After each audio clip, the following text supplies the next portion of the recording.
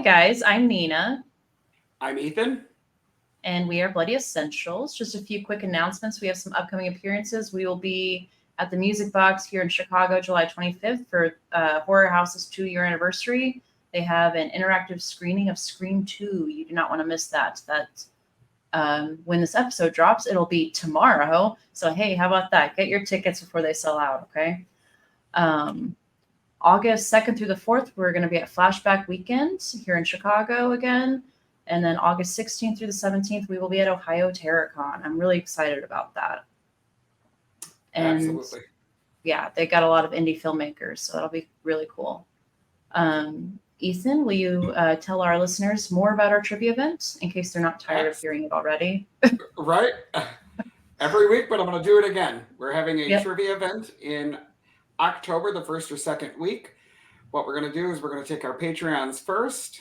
Then anybody who wants to come on, they can reach us via our socials or our email.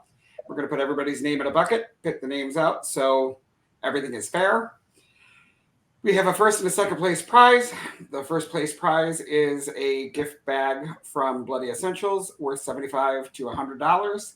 And the second place prize is from $50 to $75. We've got all kinds of signed merchandise, independent films, socks, hats, gloves, all kinds of different stuff. We've been putting these together for the past, 3 months? Yeah. We're really excited. We've got a lot of stuff in store. So reach out to us and let us know that you want to do it. And we're going to have a great time. All right. And we are doing a very special episode. This really is a special episode. We have, I can't believe this. Dungeon of Deadly Delights, Rob and Melody. This is a special episode because this is your guys' 1-year wedding anniversary. And I cannot believe you guys are deciding to spend it with us. Happy anniversary. Thank you very much. Yeah. Thank you. Yes. No, it's actually fitting because I met her at a horror convention. She was actually she was a makeup artist at the time. And I was just literally just cutting my teeth in the business at that point. And, so yeah, this is definitely like a fitting thing for us to be talking about horror because honestly, horror did bring so much into our lives, like including each other and our son. So anybody that says the horror doesn't bring things to you is, facts. Love it. Now, you guys met at a horror con. How long ago was that? Because you guys said you've only been married a year, right? 12 years ago. 12 years ago. What's the holdup, Rob? Why'd you wait so long? I wouldn't marry him. It was me. I'm the problem. It's me. I mean, not to get into the dirt, but we did have a lot of growing up to do. Had a lot of changing, learning how to deal with each other. We're both we have very much in common, and I don't know. I guess you can say like we're sort of like alphas in that respect, and so like it's just basically like I don't know, learning to become friends first before we actually like take a plunge. And we were also like really terrified of marriage too. Oh yeah, so. We'd both been married before, so we were both like, yeah, no, we're good with just being partners. And then and we had to go through a time period where we split for 6 months, and we actually worked on ourselves. We worked on our friendship with each other, and then we moved back in together. And we said, you know what? If we don't kill each other after this year is up, let's just do it. Let's take the plunge. Let's get married. Yeah, I think some people kind of, I don't know, they take that kind of stuff into account, I don't think. And I think the reason why our marriage is going to be stronger than other people's is because we went through the trials and tribulations, the slings and arrows and all that stuff before we, gave, ourselves to each other. You know what I mean? Like, I think that a lot of people just kind of jump into it and then they don't necessarily know too much about each other. And then they find out about all their quirks and issues and stuff as they're married. And it's just like, I think that's why the divorce rate's so high, to be honest with you. No, I totally agree. Yeah. Not to make this a relationship podcast, but yes. It could be. Probably not a good idea. No, I've been divorced in the past. So yeah, it's definitely, it's way too easy to get married. It really is. And people get married way too often and way too easily. Like it needs to be as complicated as divorce makes it. Like you need to go to court, sit in front of a judge, and like explain why you think you should be together. Like, oh yeah, for you have sure. to do the same thing for divorce. So why, like, you know, let's pay $500 to go to see the judge. You know, and yeah, I think that that's really cool that you guys took the time to get to know each other and, you know, focus on yourselves as well as like learning about the other person. Took a long time. Yeah. Yeah. So that's the token to take away from this episode for, you know, your 1-year wedding anniversary. That's awesome. Don't just jump into it. I mean, that's the only advice I can give anybody. Just don't. Take the time to get to know that person's quirks, all their crazy, like everything that makes them tick. Because, you know, you never know. Like there might be that, you know, ADHD non-medicated person that might want to choke you in the middle of the night for snoring. All right. You know? Sure. Oh yeah. For sure. And now, you know, we work together in horror.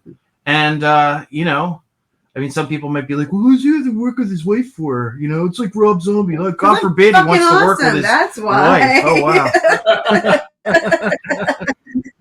Listen, I never understood why people got so upset about Rob working with Sherry. I never understood the vitriol. I know so many filmmakers that work with their wives or just, you know, band members that tour with their wives. And like, hats off to you guys if you want to spend that extra time with your wife or significant other. Like, I mean, he's not the only one. Mike Flanagan does it with Katie. Mike Flanagan does it. Yeah, exactly. You know? Yeah. We find it to be actually really good bonding time. We actually get to hang out and just film and have a great old time together. You know, it's bond over horror. Right? Yeah. You know? Yeah. I was so we get to like, watching watching your guys' videos, like you can definitely feel like that there's a true connection there and stuff, because that's why I asked you, I was like, how long have you guys been together? Because it doesn't feel like it's only been a year of marriage. You know, you guys have a really strong bond and it shows on camera. So. Oh yeah, definitely. Yeah. Aww, I hope so. Thank you. No, I mean, you know, he's really good at editing. Yeah. And that's a whole other conversation. We were actually talking about that before you got on. About editing you do. Because I do the editing for our show, and I'm just like, I thought I was all right, but now I'm like, don't even ask me to do any editing again, because like I'm nothing compared to these guys. Like, this is incredible. Just the opening, I was like, holy cow. Well, I think that the whole thing is like, I've been dealing with producers and the editors and stuff for years, and you know, like, not to throw anybody under the bus, but you know, everybody has their own schedule, and you know, like, it just seems like, you know, if somebody doesn't want to do something, they're just not going to do it or whatever. So I just felt like it was the right time to teach myself, so I won't have to worry about having to deal with anybody. You know what I mean? For the past couple of years, I've been telling him too. I was like, you know what, babe? I think you really need to learn how to edit your own show. This is even before I got on the show. I was like, you really need to learn how to edit your own show so you can have full control. Yeah. So nobody can take your property away from you. You can do it at your own pace. You can release it when you want to release it. And one day he got fed up, he got frustrated, and he sat down and he learned how to do it. And I am so proud of him for doing that. And I love that was even before I popped on. He learned how to do it, and he just keeps getting better and better and better. And no, I love it. I love the editing process. At first, I can, you know, understand why people would be so uptight about it, but now, you know, like, you know, when you have, you know, your own editing control, it's like you can basically do whatever you want with your property. You know what I mean? And the whole thing with the Dungeon of Deadly Delights, really, honestly, like, you know, from the gate has always been, you know, when we started doing the YouTube show, we wanted it to look like an episode every single time. So, you know, somebody's like, you know, looking forward to like an episode of like a TV show or whatever. You know what I mean? I didn't want to just do the whole, you know, we get on and we just, you know, like there's tons of people that do that, and you know, like, you know, the more power, but like we just wanted to do something a little bit different in terms of our structure and, you know, just the cadence and all that kind of stuff. You know what I mean? So, yeah. No, it's cool.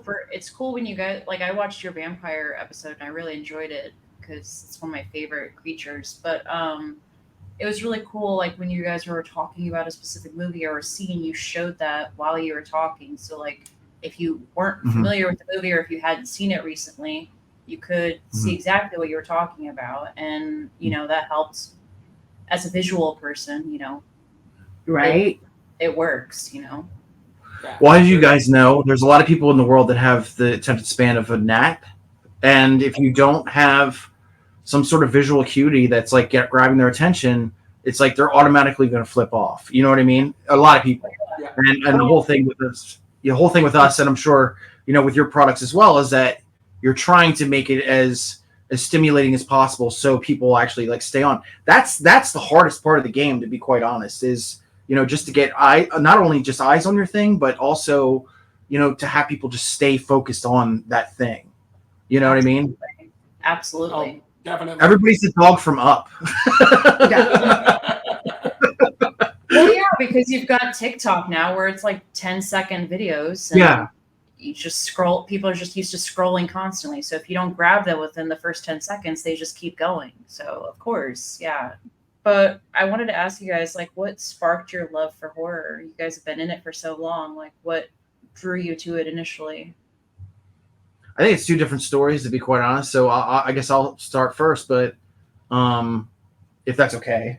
That's fine. Okay. Go ahead, babe. I was actually in love with horror since I was about 6 years old. I you know, like I know, you know, like there's a lot of stuff to talk about in terms of his issues or whatever, but like when I saw Michael Jackson's Thriller, like that changed the whole thing for me in terms of, you know, not only just my love for like horror, but all things dark.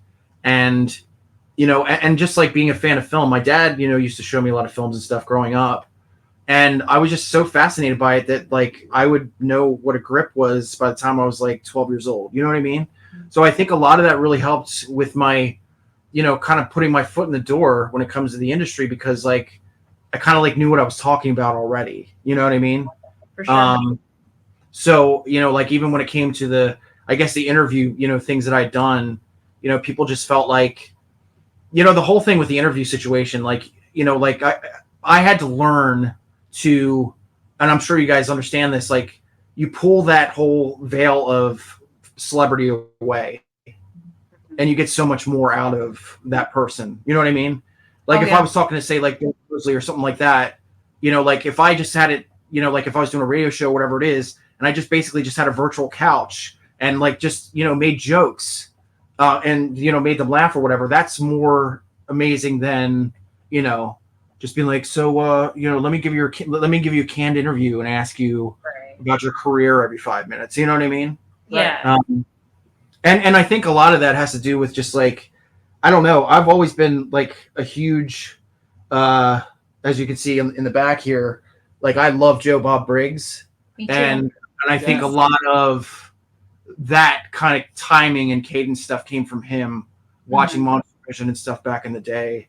And, you know, like even just having knowledge of something, definitely a lot of that comes from Joe Bob too. And I think definitely like that helps out with a lot of stuff that I've done in terms of horror, I guess. Yeah. Mm-hmm. And my initial love of horror actually started with my mom when I was a little baby. She took me to go see the first Aliens in the theater. She thought it was going to be this cute alien movie, not realizing it was. So I think that's where it started. And then I grew up with watching the old black and white horror movies and like it, you know, It and Them. The old Frankenstein and Dracula, and then my mom got me into Elvira. And as I got older, I started to fall in love with the makeup. Like, how'd they do that? How did they do that? And I started to teach myself how to do makeup with working with my mom in theater because she did a lot of theater. So I would be backstage working with dancers, ballerina dancers, theatrical people, learning how to do makeup. And I just really started getting in love with the whole blood splatter. And then as I've gotten older, I get more and more into the gorier stuff. So in terms of like not even just the fact of what they'd how they did that. That you want to do that. Yeah, I wanted to do that. I was like, oh, how they do that? Let me practice. And I did.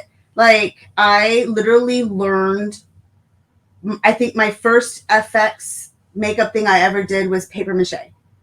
It was glue and flour and starch and newspaper. As I think I was in junior high. So you know what I mean? And it's like, yeah.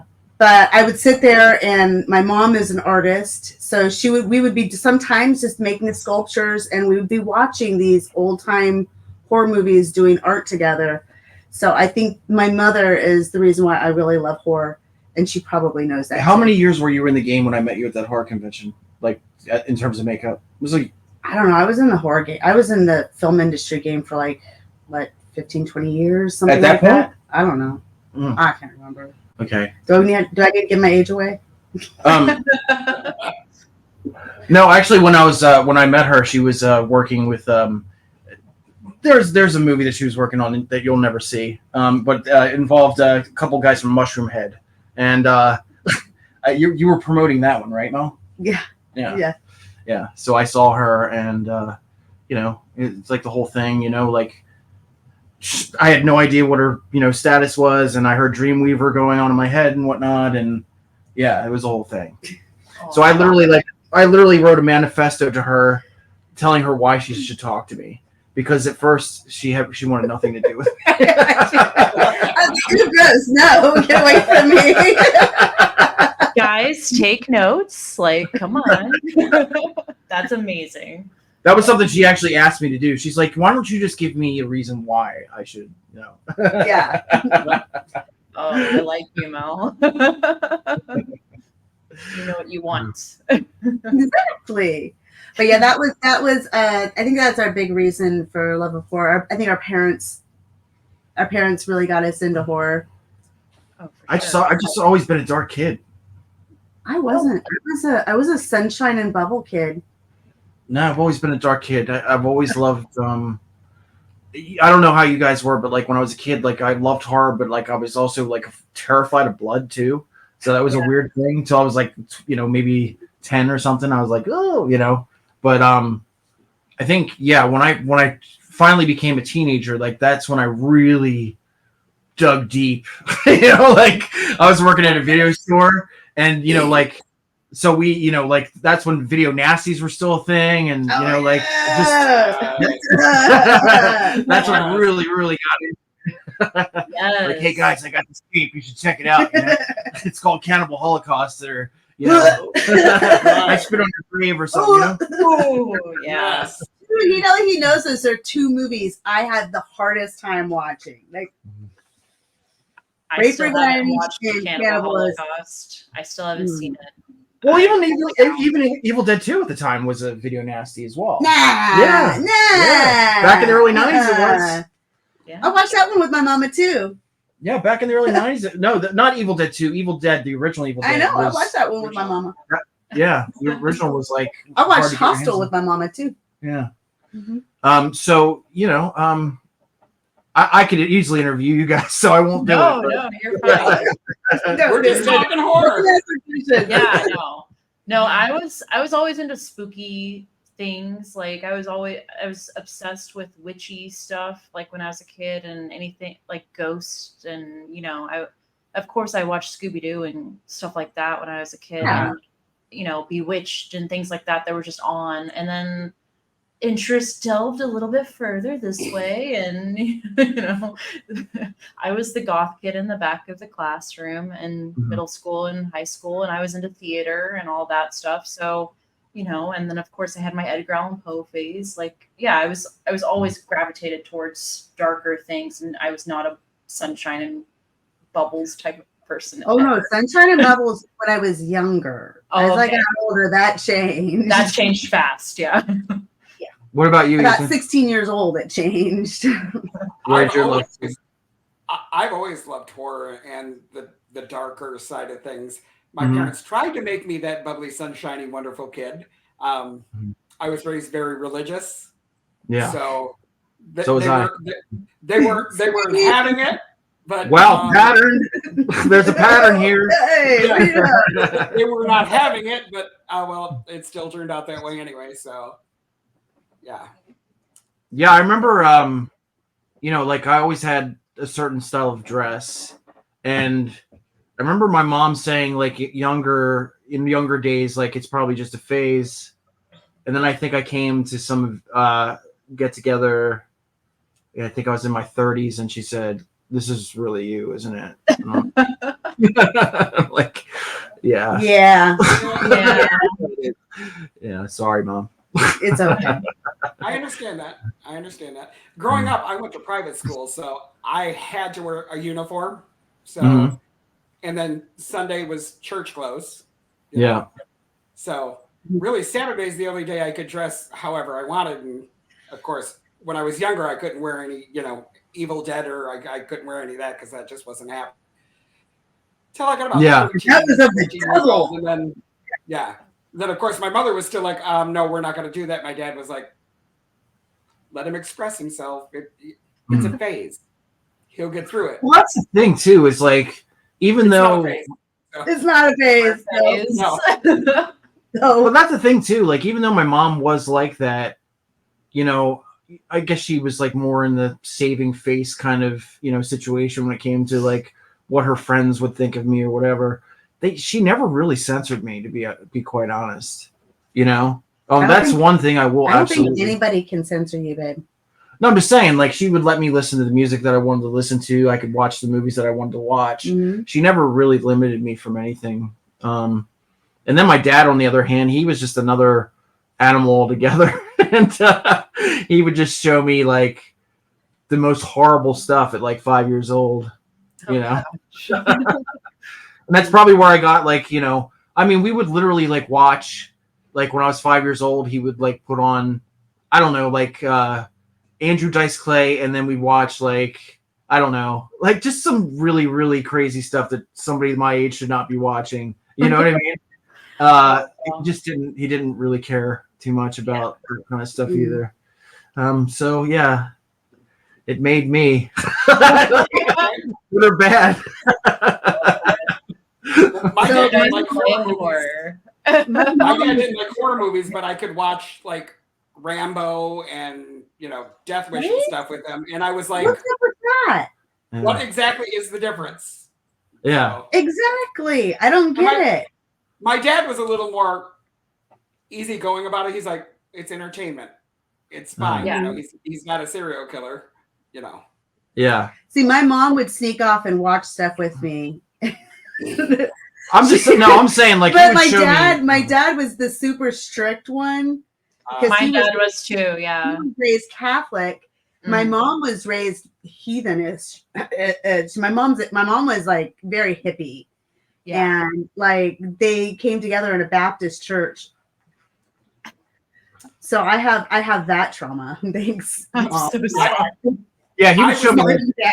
I was raised Baptist, so you get it. Yeah, I understand that trauma.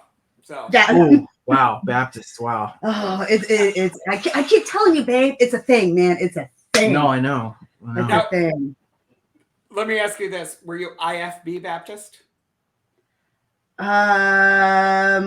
We were the super conservative. You weren't allowed. I had to wear the purity ring.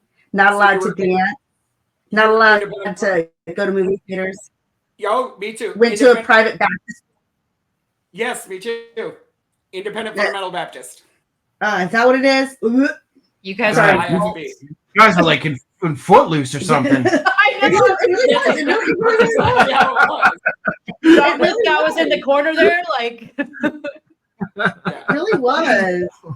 So I actually do have an affinity for supernatural horror movies, like with nuns and stuff like that and demons. I absolutely love them because I'm like. Yeah.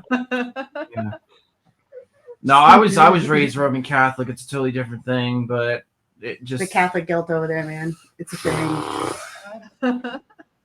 Yeah, it's rough in its own way. Like what I've heard, yeah. being told you're going to hell all the time at 7 years old. You know what I mean? Like that kind of shit. Like, I get it. Sticks with you. Yeah, right? Sure. Jesus didn't like anything when I was Baptist. So Right? Go with it now. Oh man. If you didn't save your virginity until the night you were married, you're going to hell.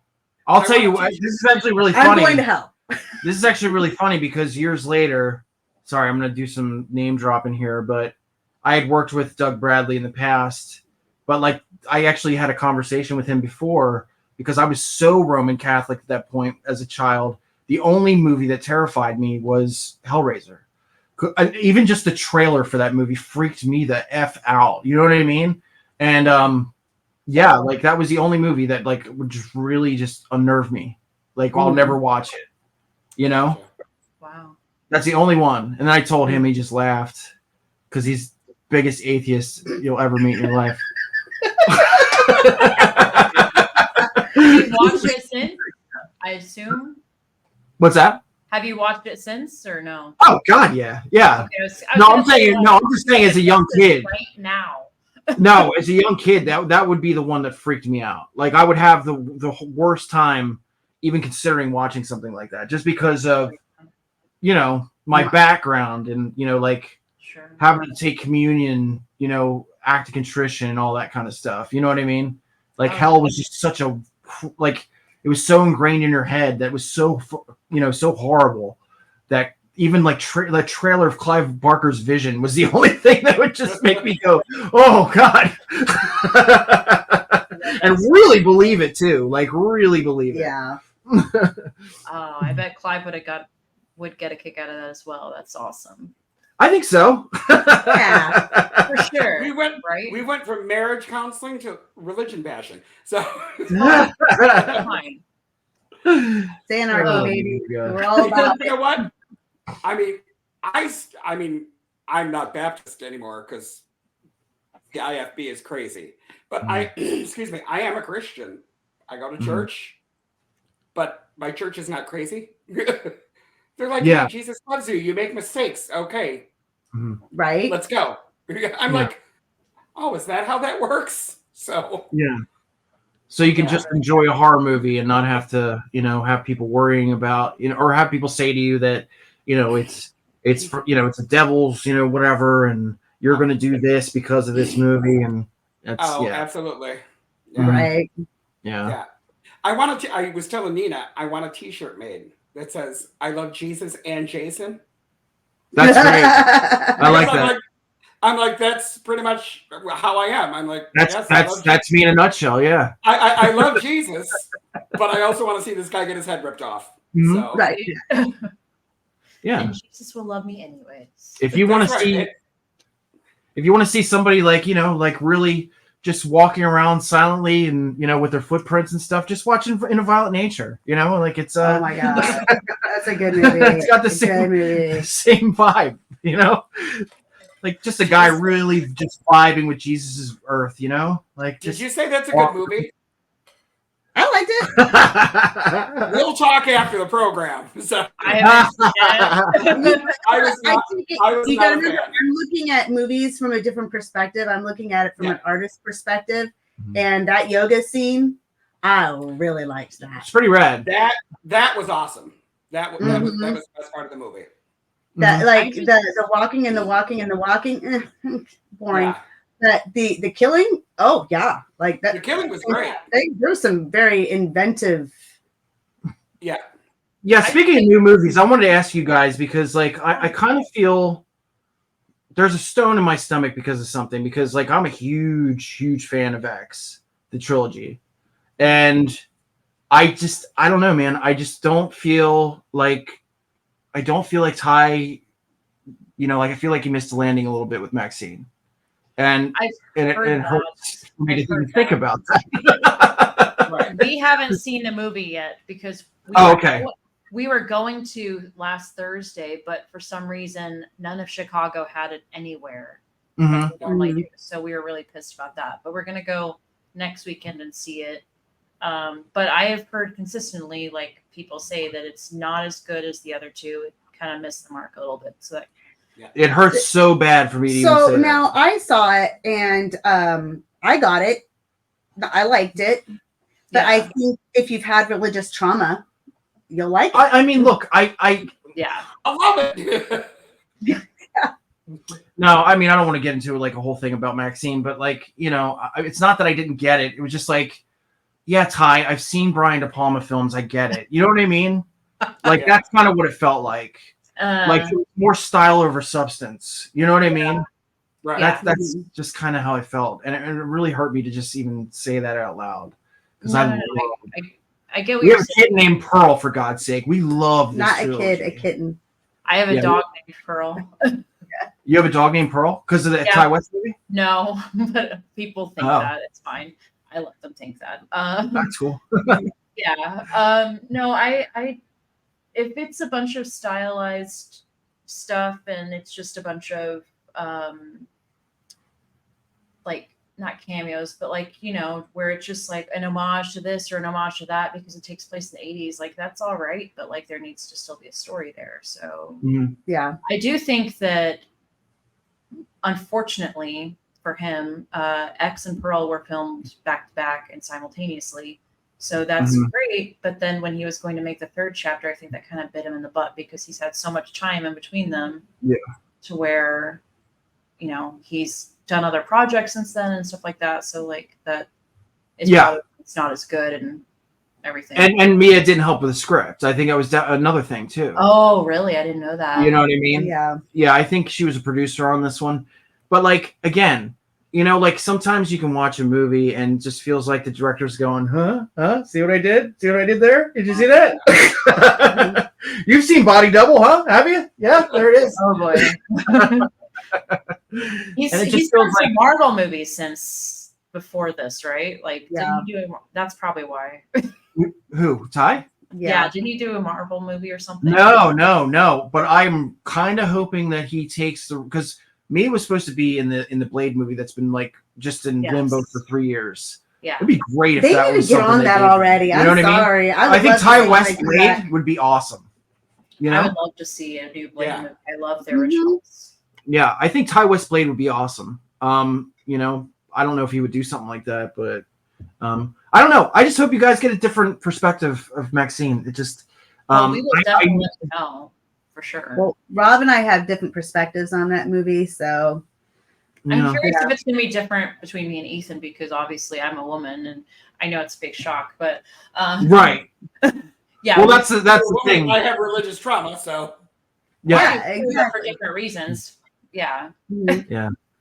Yeah. So so watch it. Yeah, that's a tagline for the show.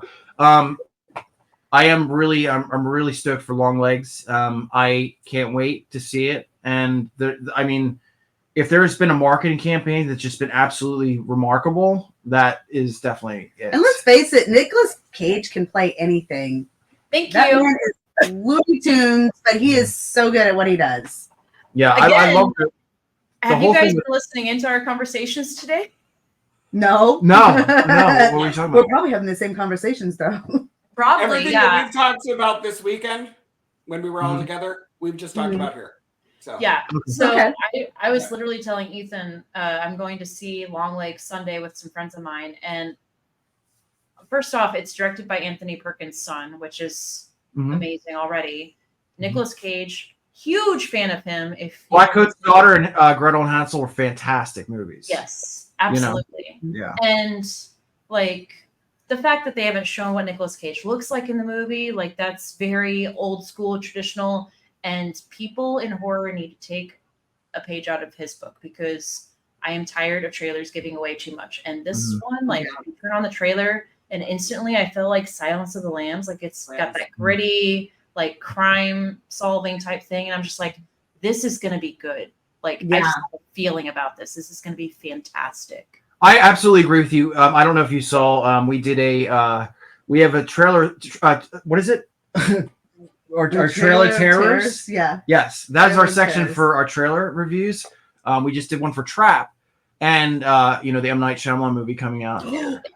and very excited. I had said he's back as an actor. the one thing that I never understood, because M. Night Shyamalan's basically like, oh yeah, she's like definitely thirsty for Josh Hartnett.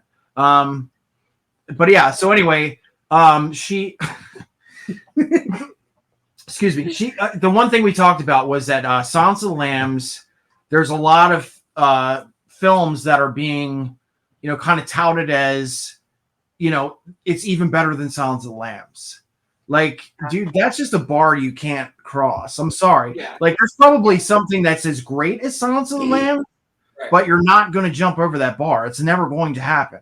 You know what I mean? Agreed. Yeah. So Long Legs could be as great as Silence of the Lambs, but is it better? I can't. No, you can't. No, I'm sorry. You can't. It's say its own separate entity. Anybody that tries to emulate it or copy it will always fail. And the same thing goes with all of the great horror movies, like Texas Chainsaw Massacre. Like, several people have tried, Rob Zombie, Ty West included. Like, but it's not ever going to be like Tobe Hooper's Texas Chainsaw Massacre. It's not. No, So, you're absolutely right. You're absolutely I right. know that tends to happen every once in a while. I just don't like how people are trying to, say their movie's better than the bar. It doesn't make sense. No. Yeah. Show some humility. Like, come on, sit down.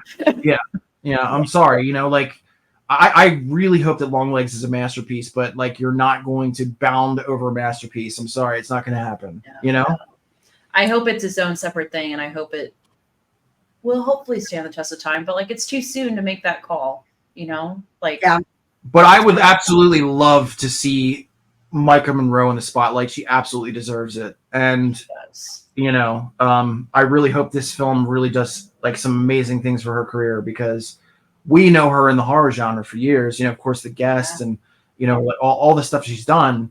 But like, it's going to be great to see her in the spotlight, and hopefully, like, really kind of break through. Yeah. Absolutely. Yeah. And Nicolas Cage has been in and out of the horror community so many times, but like, I'm excited for him too, because, this is apparently something completely different that he's never done before. And he does that a lot, but like, I don't know. Everybody says this is completely different. So I'm like, how different can you, like, how many times can you reinvent yourself and do something different? And he continues to amaze me. So I'm excited. Well, he's a real solid method actor too. So, Yeah. Yeah. I don't know if you guys saw the trailer recently, but like, I guess they were looking at Micah's BPMs or something. There was some really important scene. Yeah, she heard her heart the first time she saw Nicolas Cage or whatever on set. Like, her heart rate just shot up. Yeah. Yeah. That's got to be some really good FX makeup. I want to see that. And the fact that they aren't showing him at all, like just the eyes, like I want to know so bad. Like, it's driving me nuts. And I have to So like, he must have just been sitting there. I'm guessing it's because it's Nicolas Cage. Like, he's got his head down, right? And then Oz calls action, and then Nicolas Cage automatically just goes, oh, like all this shit that he's doing for this Long Legs character. Yeah, that would scare the fucking hell out of you. You know what I mean? Like, Trudy's intense on set for sure. Yeah. Yeah. Anyway, we hijacked the show with that was actually one of my questions. I was like, what upcoming releases are you excited for? So like, you were literally answering some of our questions. So actually, I don't know, is there anything else you're really stoked for aside from, I know Trap is one of yours. Yeah, there we go. Yeah, Trap. I don't know. I mean, Cuckoo is definitely one of them that I'm interested in seeing. I still don't know what the hell that movie's about, but honestly, I would really like to see more indie horror. So I was involved in the indie horror industry, excuse me, for so many years. I would like to see more indie horror movies coming out. Even if they're just putting it on YouTube and charging to see it on like for like $2 on YouTube or whatever. Yeah. I would like to see more of what the Gen Zers have in mind for horror. For sure. Like, there's a I would really like to see what this younger generation has in store for us. Oh, yeah. I know Rob's like, oh God, no. And I'm like, no, really, because Gen Z is the new, like, they're already 21. So they're up and coming, and I want to see what they've got in store. I know that sounds bad. No, it doesn't sound bad. I mean, but I know it's like, I'm really grateful for what's coming in the movie theaters, but I also want to see. You're talking about like bodies, right? Yeah, like bodies. Yeah. But I want to see which was excellent. Right, yeah, it was. Yeah, and I want to see what's. You'd like to hear some new voices. Yeah. Oh yeah, for sure. Yeah. I want to hear the new voices. Definitely. I want to see what the and also not only that, I want to see more from all over the world too. I want to see more Korean horror coming out. Thai horror has been doing really good. Swedish horror has been doing really good. Don't forget about Argentina and Mexico has been coming out with some really good horror movies too. Mexico did that one. What is it called? The Coffee Table? No, not The Coffee Table. My God. Where Evil Lurks or something like that. When Evil Lurks. Yes. Yeah. Mm-hmm. So, I mean, this is what I'm talking about. Stuff that you can tell was never made to be like a studio film. That it's not going to be in the silver screen, but it's going to be streamed. So I want to see more. I want to see more streaming horror. I want to see a lot more of these indie. That's me. Rob is like he's into like the big ones. Me too. But I really get into the nitty gritty. The nitty gritty. Give me the C grade. Give me the B grade. It's okay. I want to see it all. Because you know what? That was horror for the longest time. That was 70s and 80s horror. That was Friday the 13th and all these other things. Like, and I think that there's always going to be a place in horror for that. Always. Right. I'm excited for these are both indie films. Redhead. And that one is going to be screened at Ohio Terracon. I'm really excited about that. And then they're making a second one already, and that's really cool. That's basically it's a revenge flick, so that's going to be really cool. And there's another one. What is the one with Will Fitzgerald that's coming out? Oh, Strange Darling. Oh, okay. Yeah. So apparently it's like a cat and mouse thing where she's, like being chased by a guy, I guess, and I guess there's like a whole other plot that, kind of like bleeds in. You don't necessarily know what's going on right away. You know what I mean? Yeah. But that looks great. That looks really good. Like I said, Cuckoo with Hunter Schafer that looks interesting. I don't know. I'm really stoked for Terrifier 3. Yes. It's Christmas horror. Yes. I'm just happy to see. I'm just happy to see Lauren Rivera back because that girl, honestly. Like not only embodies, just the personality of, like a horror, like Scream Queen icon. She is 100% probably the most important in our modern times. You know what I mean? Like, she really, really came out into the forefront and became this entity that's like loved by everybody in in horror. And she won the Fangoria like newcomer award or whatever last year. Yeah, the Chainsaw Award. They made that award for her basically. Like that's really cool. Yeah. And plus, I just want to see what Damien does because he's already said like, I'm just gonna go full tilt on this one, and I'm be like, how the fuck could you go full tilt? Like, that's what I said the first time. You did before, right? I will say, and this may be an unpopular opinion, like I am excited about the Christmas horror, and I loved Art way before anybody even knew who he was. But I really want to see more of what Terrifier 1 was. I want to see gritty, grimy, like independent horror. Like that's what it started out as, and I want that back. I want that Grindhouse feel back. And I know that's unpopular because a lot of people like 2, and 2 is great. And it's got a story, and I still want the story, but like, give me the Grindhouse feel, like you can still do it in an effective way. Like that's what I miss in horror. We love Grindhouse. Yeah, we love Grindhouse. Yeah, we love Grindhouse. Just the subgenre. We love the Grindhouse by Robert Rodriguez and Quentin Tarantino. Yeah. Yes. We even have a cat named Cherry Darling. But I know what you're talking about. Having a more of a like. A starving artist feel to the movie. Exactly. You know what I mean? Like, yeah, these are film students, fighting for every cent for the budget to make the movie.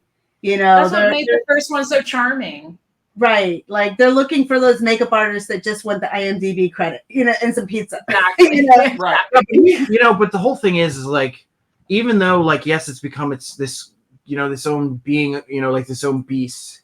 Like, I am happy for Damien simply because I think when he was doing Terrifier, maybe even Terrifier 2, like he was working a full-time job, Yeah. you know? Mhm. Yeah. So that dude, like, really just, man, talk about just, you know, a change of life, you know? He apparently just bought a house with the Terrifier 2 money. So, like, Mhm. God, that, you know how hard that is in this economy? We can't even buy a house. in New Yeah. Jersey, like, you know, who can Yeah. afford a house on the East Coast?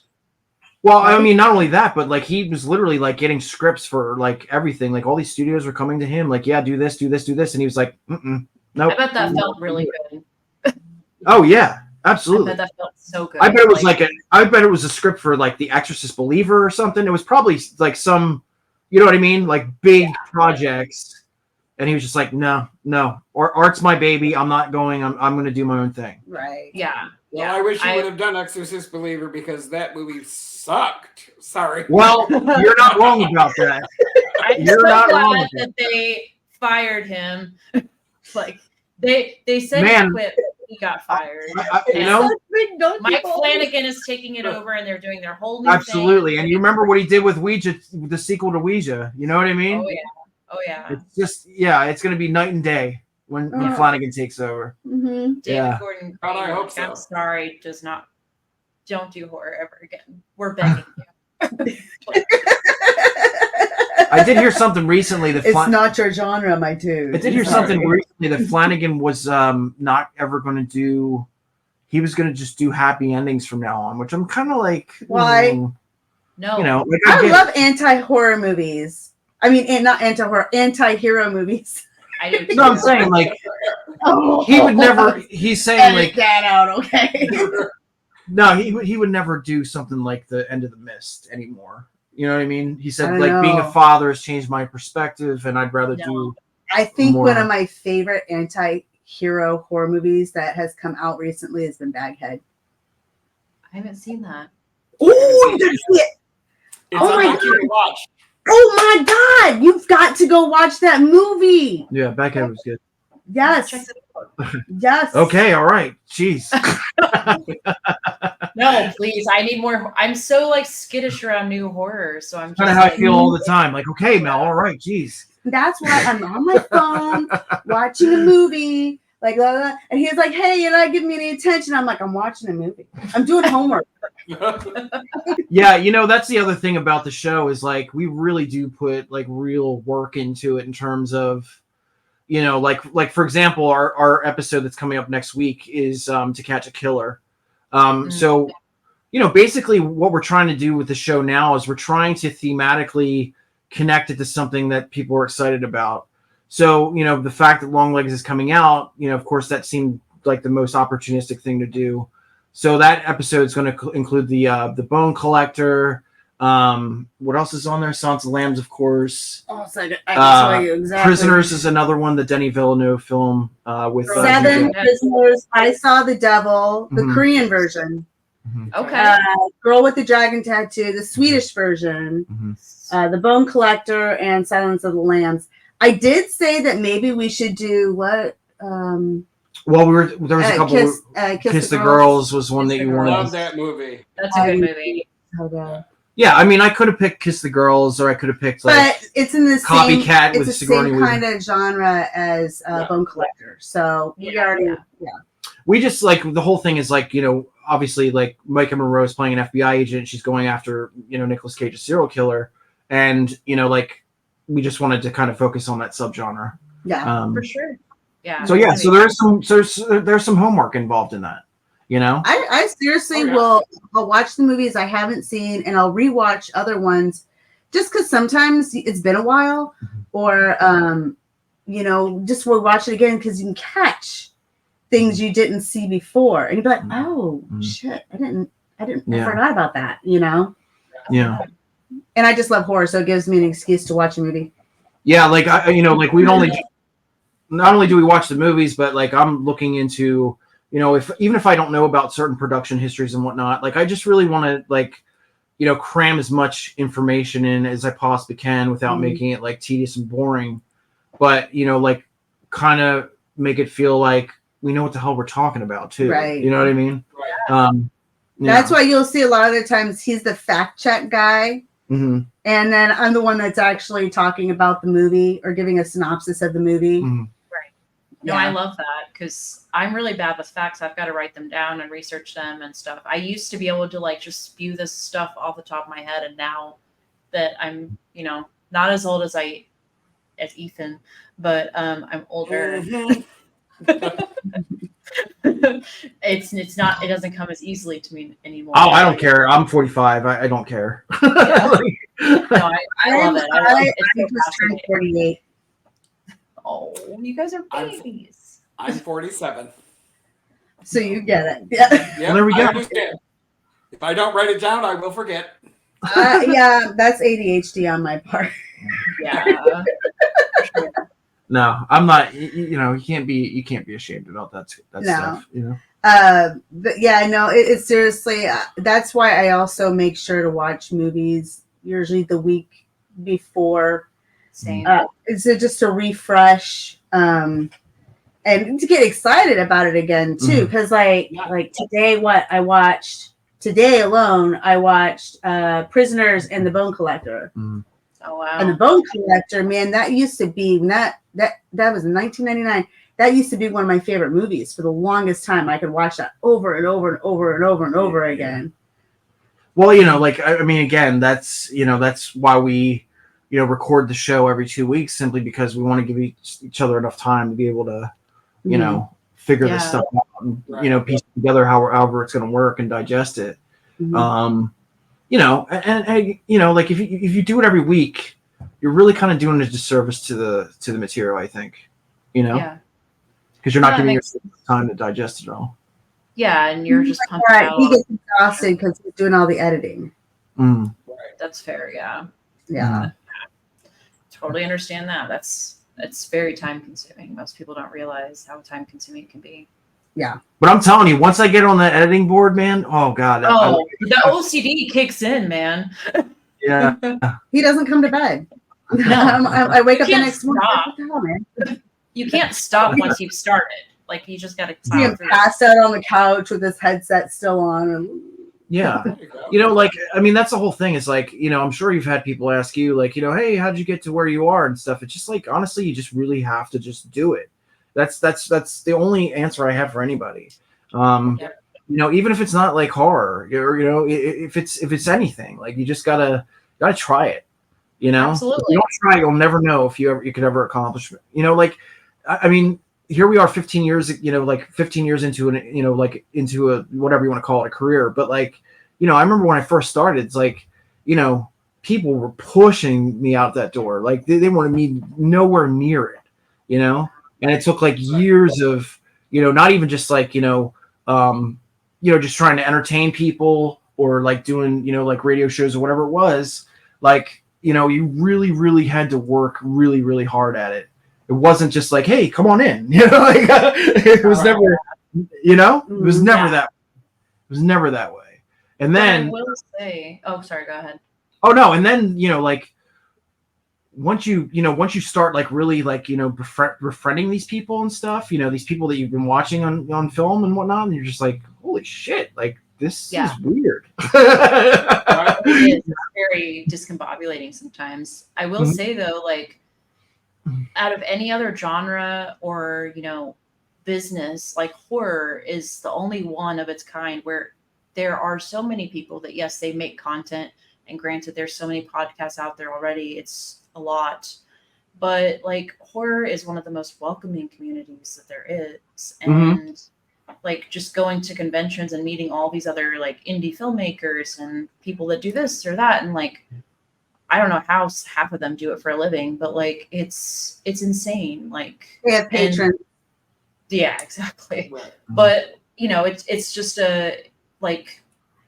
there's no other celebrity in a certain genre where they would like just let you come up to them and like they don't care if you ask them questions. They want to share advice or stuff like that. I don't know if you guys had that similar experience or not, but honestly, we haven't done the horror circuit in terms of conventions in a very long time. So I don't know what the reaction would be. Yeah, sadly, like we've been having to focus on like I remember one time I was serving, surviving, taking care of our kid. I remember one time I was serving one time, and somebody said to me, "Hey, you're that horror guy," and that was like, that was kind of like, holy shit, you know what I mean? But like, no, I mean, it's not. It's such a strange thing. It's like, because as you guys, I'm sure you can attest, you got your regular job and stuff, and then it's like,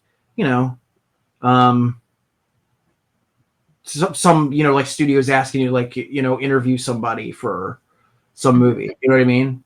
So it's sort of like this Bruce Wayne Batman type lifestyle, sort of, you know what I mean? Like, except Bruce Wayne with no money.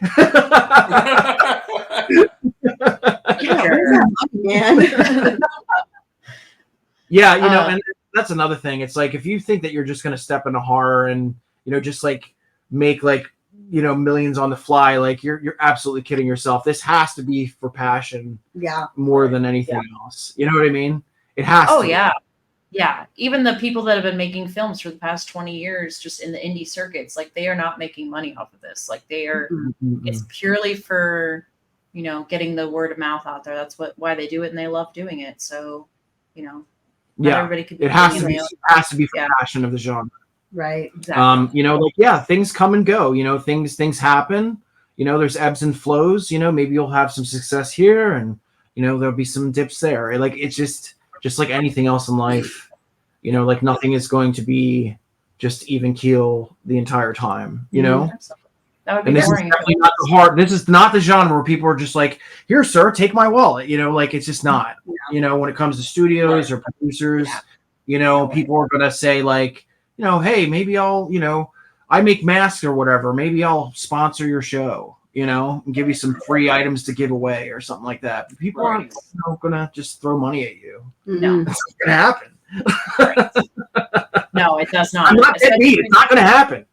No, it's not. Especially when there's, like I've said, like, there's so many other people that are doing the exact same thing. So you have to find something that sets you apart, like what you guys have done, and it's great. Yeah. Well, I appreciate that, but again, like you said, it's like there's so many people, doing it, and I love that people are doing it, but like, I mean, it does sort of become an issue for you guys or us or whatever, because there's so many different people. It's like you're just basically just kind of flushed into this pipeline that's just never ending, where your content just kind of is just swirling around and people don't really know about it. You know what I mean? Oh, for sure. I haven't had anybody recognize me. Not between our show, not between my TikTok, nothing. Like, I will go to Georgia and I will act like I bumped into you and be like, "Oh my God, no." No, that's the thing. It's not about that. You can come to Georgia and just hang out with I'm us. sure you guys would love Bloody Essentials to be like highly, highly successful. As I'm sure, like me and Mel would love to make Dungeons and Deadly Delights like a great like money-making machine. But right now it's honestly about it's got to be about the passion for what you're talking about. That's Absolutely. it, Yeah. That's why we do it. And even though our algorithm's just been like sabotaged, like, we're not going to give up. No. Right. No. It'll catch on eventually. Exactly. And for now, it's just cool to hang out every 2 weeks or whatever. Yeah. To talk horror with your wife, like, or for us, like, we get together every week and we just talk horror, and sometimes we do it twice a week, and just to get extra stuff out there, so we don't have to, so we can take a weekend off or something, like. Right. Mm-hmm. Yeah. So. Yeah.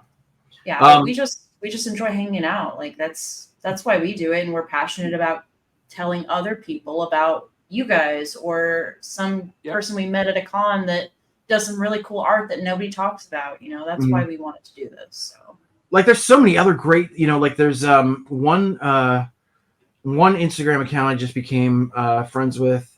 It's Three Ladies, the Pillow Fright podcast. They are phenomenal. Like, they're like, just the tech that they're using is great. Like, just everything's just beautifully shot, and their numbers are so low on YouTube. And I'm just like looking at this and smacking my head going, how is this happening? You know what I mean? Like, how is this happening? I don't understand. It's crazy. Man. I honestly think years ago. I mean, do you guys honestly feel like we're like sort of like at war with the algorithms now because we are horror content creators?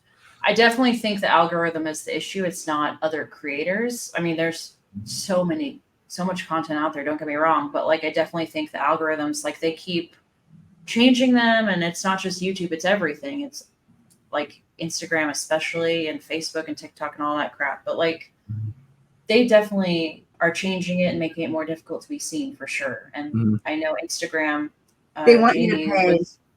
Exactly. Jamie was telling us about Instagram's new thing where you have to pay extra just to be seen. And I'm like, why should I pay to have my followers see my content? Like, it's stupid. Right. I post to your page, like your platform, because I can connect with people easier on Instagram than I can Facebook. So, like, why would I pay so they can see it? If they want to see it, I guess they'll come to my page. I'm not paying you guys money. You guys are a multi-billion-dollar corporation. Yeah. Right? Quit being greedy. But look, like it's been known that, like we talked about Deadbeat in passing before the recording, and if they're having trouble with their algorithm, we're really in fucking trouble. You know what I mean? Like, right? Then we're screwed. So. Yeah, I'm actually friendly with Barbara, and I saw Barbara Crampton, like literally just trying to beg people to watch their new podcast, Scream Dreams, I think it is. Yeah, and it's like, how are you having trouble? You're Barbara Crampton and Catherine Corcoran. Right. Exactly. She is so gorgeous. She is, and she is a lovely human being. I met her last year, and oh my God. I just talked with her about her article she wrote for Fangoria about women in horror. Mm-hmm. And like, she is so smart and so kind, and like we just chatted about that like the whole night. Like, but the fact that she has to beg, it is just like, I'm like, what is going on? Right? Yeah, it's ridiculous. It doesn't make sense. It does not make any sense. No. And they're talking to like Jennifer Tilly, and they have a guest like every single time. Yeah, and it's a big person. Like, it's huge. Yeah. And they're getting maybe like 3,000-4,000 at a clip, and it's just like, how is that even possible? What's going on? Right. Yeah, that makes no sense. Anyway, guys, that's enough about the algorithm. It's just like, well, I did want to ask you guys. It kind of ties into this. Where do you see horror, whether it's content or movies or whatever? Like, where do you see horror in like the next 30 years or so? I would really like to see it where it's like this whole 4D world. You know what VR? I mean? Like VR kind of thing. Yeah. I think that's where we're going to eventually go. I mean, think about it. We already have VR world and all of that. I think that it'll end up becoming like an interactive kind of thing eventually in time. Well, I mean, I hope so. Let's add a little sci-fi to the horror aspect. Yeah. Like I really hope that the horror, like you can put some VR glasses, the movie pops up and it becomes an interactive thing. Right. I think that'd be great. But if you die, you die. If you die, you die. Oh, you have to sign a waiver, right? Like what you're getting into. Right. I love it. I love that. So not only does it knock out some of the population, mm-hmm.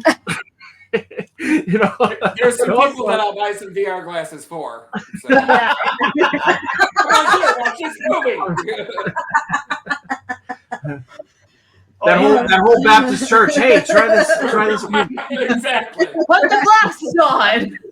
Put your glasses on. What a to me. No, I'm gonna be dead honest. I think a lot of horror is gonna focus a lot more on. This movie's called Spiders from Outer Space. No, I think it's really. I think a lot of it's like it's always been topical, but I think it's definitely gonna get a lot more topical as time goes on. Mm-hmm. And I think that the world is so absurd right now that I don't know. It's gonna be like even watching The Boys now is just like okay, yeah, I get what you're doing. Mm-hmm. Like I get what you're doing. Like and everything that you're saying is like it's supposed to be satire, but it's not. Nah, man, listen. That's why the Onion this Gen Alpha, stopped years ago because they were just like we can't even write satire anymore. Savage as fuck. Gen Alpha is savage as fuck. I think the future of horror is going to get gory. It's going to get absolutely disgusting. It's going to be so much fun. I think the Gen.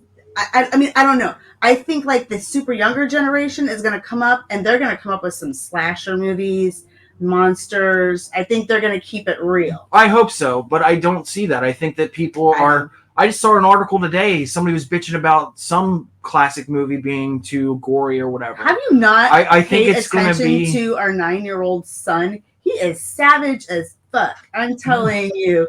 This generation coming up, they're going to make some really good horror. We don't let our son watch horror movies. Oh, anyways. Yeah, maybe. No, we definitely don't do that. But no, I get what you're saying, but I just don't. He tries to find it on his own. I see a lot of articles where people are complaining about horror from the past, and I feel like that's going to bleed into the possibility of, just things being watered down a little bit. You know what I mean? But then, just like it happens all the time in all these decades, that's when the crazies come out. You know what I mean? Like the people are just yeah, absolutely. I didn't even ask for allowed to curse on this show. I am so you sorry. can. It's fine. Yeah, you can curse. God. Swear like a sailor. Like look at something like when Wes Craven did like Last House on the Left or something like that. That was so out of left field for people because it was just not it's not something you expect. And I think that's going to happen where you have these you did rebels. Not need the 5-minute rape scene. I'm sorry. I have a hard time with rape, revenge, or anything like that for sure. But I can recognize that as a fantastic movie. I did have a hard time watching it, and I'll tell you, it wasn't so much the killers; it was more because of the cops. Because I'm like, are you serious? Like they're right there. They're right there, and you're so incompetent. And it's like right. Yeah. That microwave scene, the microwave scene. There's a black lady in a chicken truck for no reason. Yeah, I like the microwave scene. No reason. I do think that horror over the next decade or two is definitely going to have more political satire, more commenting on how the world is. I mean, we've already started to see it a little bit, but horror's always had that, but it's kind of drifted away from that over the past 15 years or so. I feel like it's coming back. I'm just really hoping that we open the doors for others aside from A24, aside from Blumhouse. Like, why are these the two, like the ones that are just like the end all be all of horror? You know what I mean? And Blumhouse used to be great. I used to get excited over Blumhouse, and now I'm just like, please stop. Like, just stop. It's getting pretty bad. Like his model has always been, I'm going to put something out, cheaper, to make money. So it makes more money, exactly. Sure, but now it's like so obvious because these movies aren't good. Yeah. You know what I mean? Yeah. Like he every spends like 10 grand or 10 million or something on a movie, so it'll make like 50. And I'm like, Night Swim, Imaginary, get the fuck out of here. So you see a lot of that, like in the on Hulu, they have the Into the Dark series. Yes, a lot of that it's political horror. Okay, there's a lot of politics in their horror, but some of it's really good. But sometimes it's hit or miss. Right. I try to. There was one movie we watched, Ethan. It was on Shudder. I can't remember the name of it. I never can. But it's right now. I'm getting on there right where now. this chick is working at a gas station. It's her first night, and there's this sniper that's like trying to take her out and taking out anybody that goes there. And like at the end, like throughout the movie, you get this assumption that this guy knows her previously, but we don't know, and it's that whole thing.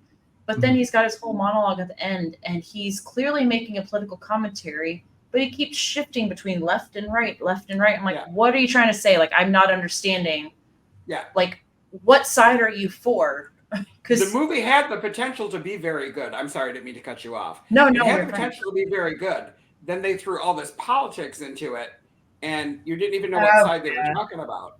It was completely out of left wing. I'm going to bash the right, and then the next sentence, I'm going to bash the left. Republicans suck. Democrats suck. Liberals are horrible. And I was like, why does this have to do with this chick that you're stalking? Like, what is the deal? This has nothing to do with the damn movie. Now, I'm going to tell you, on Shudder, I did watch a really fun horror movie. I didn't tell Rob about it because he'd be like, oh, God, another one of those horrible horror movies you watched. Satanic Hispanics. I saw that too. It's really good. Fucking hilarious. It's awesome. No, I didn't say that. That's Mike Mendez. No, I love it. Doesn't Mike Mendez do a portion of that?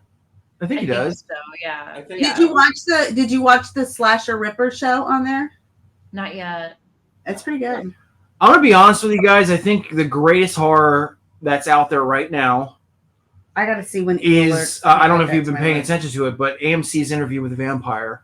Yes. Is so good. Some of the most astounding work I've seen in a long time. Yeah. I mean, like the acting, the set design, everything. If Sam Reed and Jacob Anderson aren't nominated for Emmys, there is no justice in this world. There isn't. They won't get it. You know. Did you see Possum? No. Have not. That's about a spider from outer space that eats people. I love that. Yeah. Oh yeah. It's actually this little girl that finds this spider that is like kind of cool looking, and then she feeds it little things, and it grows and grows and grows and grows, and then it gets really fucking big and starts eating everybody. And he doesn't like spiders. This thing is huge too. You're like, I will invade hell with a squirt gun. I will wrestle. I will wrestle Freddy Krueger. I don't care. No, this is. Come here. Show me a little spider, and I'm gonna shriek like a bitch. same. No, this is just like one giant spider from space. That there's one Spanish movie that's also on Shudder too. That like if you have arachnophobia, don't even bother. Oh, is that Infested? I do. Yeah. Yeah. I've been wanting to watch that. That's on my list. Yeah. Yeah. I know. I'm sorry. I'm actually sitting here on my thing, and I'm like, oh, did you see that? We have that one? This is what I do. Like, did you see that one? We actually have two Joro. We have two Joro spiders that are actually out in our breezeway. They're actually quite beautiful. Those Japanese spiders are actually really beautiful. Ethan would not be able to visit. No, we'd have to. We'd have to meet at the Chili's, or I'd have to come in the back door. No, we live in a complex by the woods, and like, if you don't like spiders, there's a lot here. There's a lot. They're the big ones. Actually, on my property too, because I live out. I live in Chicago. I live in the suburbs, and I live on 5 acres. So there's like spiders all over, and it freaks me the hell out. I'll call my wife. I'm like, come get that sumbitch before I leave. It needs to go away. Don't you keep a can of Raid? So you'll never go to Australia. Can of Raid? I've actually been there. Yeah. Have you? Yes. Oh, no. Yeah, I've been to Australia. And what's worse, I was in Lima, Peru, and there were spiders the size of steering wheels. I mean, they were freaking huge walking down the street. And I'm like, put my fat ass back on a plane because I got to go. I'm like, I need to be America bound, please. Oh, I love that. Oh my God. Absolutely crazy. So what about you guys? I'm a plumber, so I have to get in like crawl spaces and stuff. Oh no, hell no. And they're like full of spiders. And I tell my workers, I'm like, go in there, get all the cobwebs and everything off before I come in. I'm not worried about like going down there and finding a dead body or something. I'd be like, okay, yeah, well, whatever. But spiders, fine. I gotta go. 5 spiders, no. So like, what is your your mission statement when it comes to Bloody Essentials? Because I know you guys just started recently this iteration. Yeah. Our main goal is to promote as many creators as possible. Like I said, whether that is podcasters, we've had authors on before, artists. We've got some indie filmmakers that are coming up who we're really excited about to plug their movies that, whether it's going to be on Tubi or YouTube for free, like anything we can to get the word out, because like these people live and breathe horror like every single day, just like us. Yeah. But like people don't like, especially at cons, like people go to meet the celebrities and it's like the artists are the reason why you have the con. Like they are literally paying for the celebrities to be there with the money they put for the tables and all this other crap. Well, I have an opinion when it comes to that. And, look, I'm a huge Walking Dead fan or whatever, but like when they started bringing acts from The Walking Dead into the con scene, that really hurt things. It killed the con. That's when we stopped going. It killed the con. That's when we stopped going. Yeah. I actually have a... Because we took our son, when he was little, we took our son to conventions. Yeah. But if I can't get my horror purses No, I'm sorry. And I still have some, and they're being held together with freaking duct tape and electrical tape. Okay, I'm just saying. Years ago, I actually did press for there was a Walker Stalker convention, which is a Walking Dead convention. Before it, you've probably heard of it because it was nothing but bullshit. Nobody got paid. But I was working press at one of them, and I was just the first one that I did. The actor who played Bub from Day of the Dead was right there as soon as you walk in the door. And nobody was stopping except for, guys like, us, you know what I mean? Like a couple people here and there. I spent the entire weekend with him. And just seeing these people walking, to get past him, to go to Andrew Lincoln or whatever, you know what I mean? Yeah. It was just so crazy to me. It's like, you have history right here, and you don't even know. And how much longer is he going to be around? Yeah. So the crazy thing was, at the time, there was a scene in The Walking Dead. He's gone. Nicotero had done Nicotero had done an homage to Bub on one of the Walking Dead episodes, and I told him about it. And then all of a sudden, wouldn't you know it, like Nicotero is walking this way, and he goes, really? He goes, I should thank him.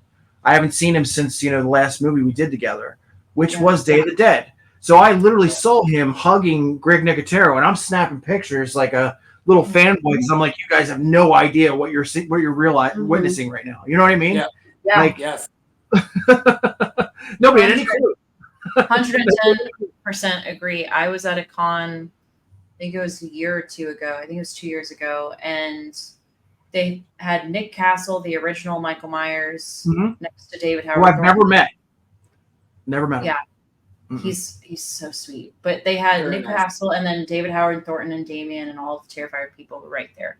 And it's like, obviously the Terrifier people are huge right now, and their lines were ridiculously insane. But then you have Nick Castle, who is literally responsible for one of their first slashers. There was no one at his table. Really? Like, no one. I was like, are you kidding me? Like, I would have just sat down in a chair, plopped right next to him, and been just hanging with him the whole time. Talk to me. I talked to him about his cat, like Michael Meowers. Michael Meowers, yeah. Aww. He is so sweet. He loves talking about Halloween. Like, dude, talk to me about Last Starfighter. I don't care. You know what I mean? Like, and they love it. Like, they love talking about things they used to do. Like, he probably gets asked all the time about Michael Myers, and he still acts like it's a brand new question every single time. Like, he's just sweet. So yeah, a lot of people don't know he helped co-write the script for Escape from New York, which is actually celebrating anniversary today, 43rd, I believe. He's done a lot of stuff with Carpenter. Yeah, that I would just love to sit down and just pick his brain and be like, dude, just tell me, tell me everything. Exactly. 2018, I did I was doing press at it was the Fantastic Fest in Austin, and I was there actually for the Halloween 2018 premiere, which is just a wild story in itself. But so I was outside and I saw Austin resident damn it, Elijah Wood, yes. So like I'm just talking to Elijah Wood outside, and we're outside smoking cigarettes and shit, and I'm asking him about, because that was like, when Spectre Vision started to become a thing, and I started talking to him about Maniac and stuff. And I'll never forget it. And I'm sure he was joking, but he just said, hey man, look, I gotta go. It's been great talking to you, but thank you for not bringing up Lord of the Rings. Yeah. Have you seen, there's a really good movie of him. I can't remember when it's from, but it's called Daddy's Home or something like that. Yes. Oh my God. That is such a good movie. What's that one called? Daddy's Home. Daddy's Home or something like that. Yeah, he's got a nice little hairdo in that too. He does. Is it horror? Yeah. It is, yes. Yeah. It's a fun movie. Yeah, that was through Spectre Vision 2, I believe. Yes. That was right after Greasy Strangler, I believe. Oh yeah. Yeah. Ooh. Jamie likes that one. She's a big fan. I still haven't watched it. You're a fan of the Greasy Strangler? I am not. Jamie is. Our other co-host is. Oh really? Oh she wow. Loves it. She loves it. I haven't watched it because I've heard some things, but I will eventually. I feel like that's probably one that we have to do because it sounds very trauma. Yeah. Well, that's right up her alley. So she loves trauma. Oh, trauma? Yeah. Oh, yeah. Yeah. She loves trauma. I'm more full moon kind of girl. So speaking of which, dude, what the hell happened to Toxic Crusader? Is it not happening now? I don't know. Like they premiered it last year and then like nobody heard of it again. I thought it was supposed to be coming out this fall. I don't know. Oh, okay. Fingers crossed. I hope so. Daddy? Is that is Come to Daddy? That's what it is. Yeah, Come to Daddy. Yeah. Dude, I almost watched a whole different movie. And Speaking of remakes, I know this is that's on for free on Tubi. Yes, that's where we watched it. It's so good. And also on Pluto TV. Speaking of remakes, I know this is like this is a harsh topic, but like, what do you think of the Crow remake? Ethan, do you have any feelings about that? I think I've already said my piece on it. I don't think you should screw with a masterpiece. I agree. But I think it's going to be great. I honestly do. Mm-hmm. Yeah. Okay. Well, I think a lot of people forget too that The Crow was always supposed to be a compilation of multiple stories. It was never supposed to be one. It was supposed to be many different characters. So you can actually take. Well, that's what pisses people off is that Skarsgård is being called Eric Draven. Oh, wow. Yeah, they're doing Eric Draven again. But I do think that Skarsgård is a great actor. I think he's going to do great. So yeah, I think he's going to do the best he can with the material that was given. I think Boy Kills World came out, and a lot of people slept on that. That was fucking entertaining as shit. Mm-hmm. Boy Kills World, you watched that, right? I didn't watch it. I gotta watch it. Yes, you did. No, I didn't. Did you not watch it? I don't know, man. I've seen so many freaking movies. But anyway, I'll have to watch it again. I honestly think he's already been through this situation before with Pennywise. Mm-hmm. And I remember years ago saying, when I think it was the first image of him released as Pennywise. Yeah. And I said, I will quit horror if this movie is not a huge success. Right. And then I remember the trailers started coming out and people started going, oh, well, maybe I was wrong. Yeah. Yeah. I really think that The Crow is going to it's going to shock some people. I think I like where this dude's going with it. I think the director's saying, like this is not supposed to be a Hollywood studio film. You know what I mean? Like we're trying to make it gritty like the graphic novel. Makes more sense than anything you could do with that project. I think they use the name, but I don't even think it's the same story. I think that's fine. If that's the case. Yeah. Yeah. Well, it seems very different. I hope I'm wrong. I hope that it's good because I never want to, root for a movie to suck. That would just be ridiculous because people they depend on those types of movies to be successful if they worked on it. So I wouldn't want it to be bad intentionally. But as of right now, I don't have high hopes just because the track record speaks for itself. Mm-hmm. And I do think that it's a very sensitive issue for a lot of people because a lot of people feel like it should have been left alone due to Brandon Lee, obviously. I love the original. I always will. I love the graphic novel. So I'm hoping that, there's a lot of love for this project and I hope that it is, successful. I could sit here and talk with you guys all night long, but we also have jobs. So yeah. But we'll definitely have to have you guys back sometime. Oh, if we ever have a situation that you'd be interested in terms of like our themes to the show, we would definitely have you guys on as say less, please. Like any excuse to talk horror. Yes, absolutely. We'll give you the homework. Yeah. Please hit us with it. We would love that. Yes. The homework would be watching the movies. Oh darn! Oh yes. Hate watching or movies. Guess what? You can just go to Wikipedia. It's fine. No, I can't do that. No, but this little thing right here. This little thing right here. Right here. Yes. You can watch movies anywhere. Yeah. Yes. I just want to tell you guys that we're so grateful for you having us on. And yes, thank you so much. I know we're, even though like we've been in the industry for, so long and like different aspects of it, like, at this point now, with us with the show, like, and because of the algorithm and stuff, we do feel like a very small fish in a big pond.